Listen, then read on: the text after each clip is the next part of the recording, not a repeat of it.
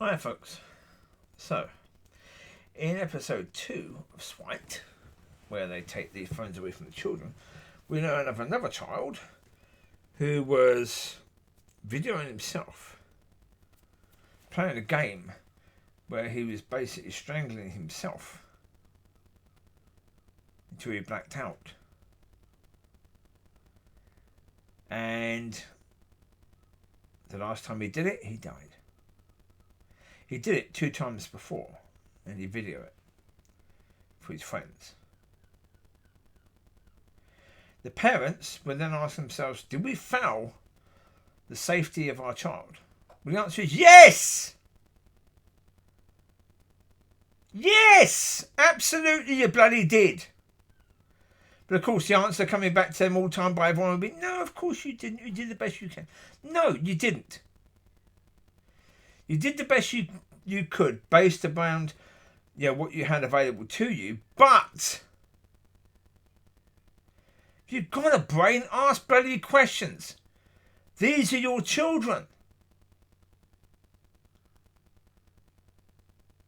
For goodness sake, you're offering them something that connects to the internet, where every single thing on the internet is available to them. Every single sick, twisted thing is available.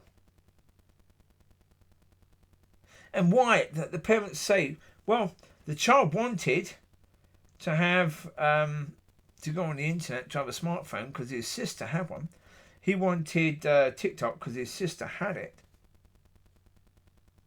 I don't care. And his sister was only 2 years older. So again, he was 11. She was 13. She shouldn't have had it. Should she? But again, I'm trying to think, did we as kids do stupid things? Like that? No. At 18, 16 we did. At 16 I was in a children's home in Maidstone in Kent, called Gatland House in Gatland Lane in Maidstone. And in that place at that time there were a lot of the kids there who either them or their friends were glue sniffing. And they wanted tattoos, but instead of actually paying for tattoos, they would use a coat hanger and scratch that part of their body and then put ink in the scratch. I tried. At 16, I tried. I've got scratches on my arms. They're still there now. You can still see them. From the idiotically stupid thing I did then. But that was that was a degree of our stupidity then. Doing that. If it had been available to us to try the blackout challenge, like this kid did, would we have done it? Some would. The problem is what's available. It's what's available that's a problem. There's some deep, dark shit. And even 5-6 years ago, we were hearing about children committing suicide. Yeah, because of the pressures that they've been under with smartphones and Snapchat and TikTok and the likes or not getting likes, etc., etc.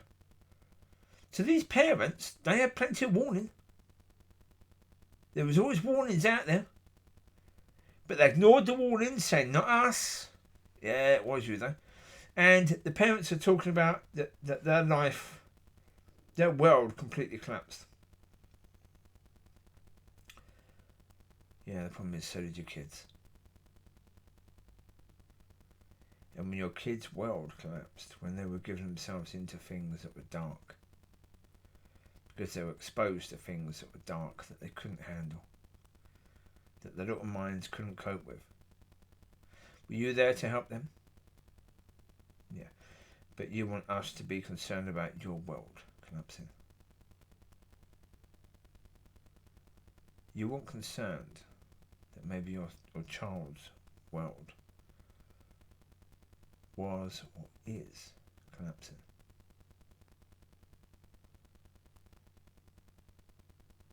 It always goes back to that story of that poor little kid, James Bulger, where the mother had left him outside the shop so she could go in and get some shopping. I think it was a clothes shop she was going into. She left him outside. 2-year-old child. Left him outside on his own so that she could do what she wanted. Because obviously taking him in the shop meant that it would be more difficult for her. So to make it more easy for herself, she left him outside. Yeah. And then after that poor child was found dead, her whole world was collapsing, but that poor child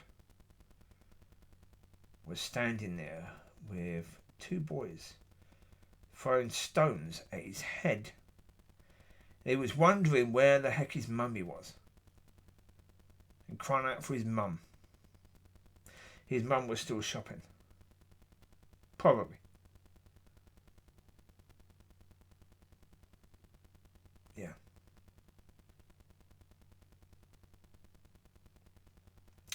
I say it is a catch-22, isn't it, really? You feel sorry for the parent, but come on. The problem is, again,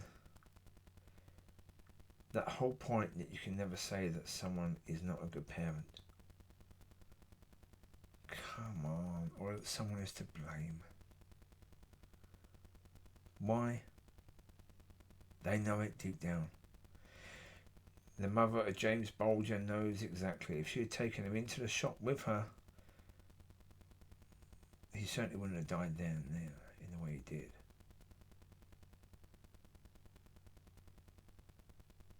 Now we know that at least, that poor little boy, his suffering was over.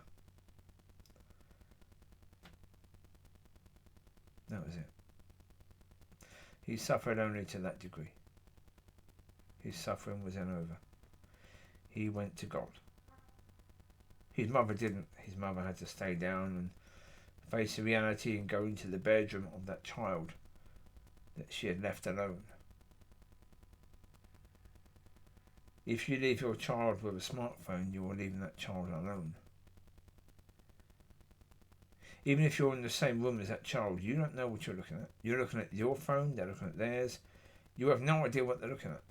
You have no idea what's popping up. You have no idea what's popped up during the day. You have no idea what challenge they've seen. Because there's some insane challenges coming up on Instagram and TikTok where people do some insane bloody challenges that are incredibly dangerous. We see the silly ones, like eating a teaspoon of cinnamon. That's a silly challenge, yeah. You're nominating someone to get soaked, to have a bucket of water thrown over them. That's a silly challenge. Okay, that's okay. That's relatively harmless. But the problem is, where you've got those, you've got as many dark challenges out there. Bloody dangerous ones as well. And so, yeah. You leave them just as exposed as James Bulger was. So there you go. You take care. God bless. Speak to you soon. Bye.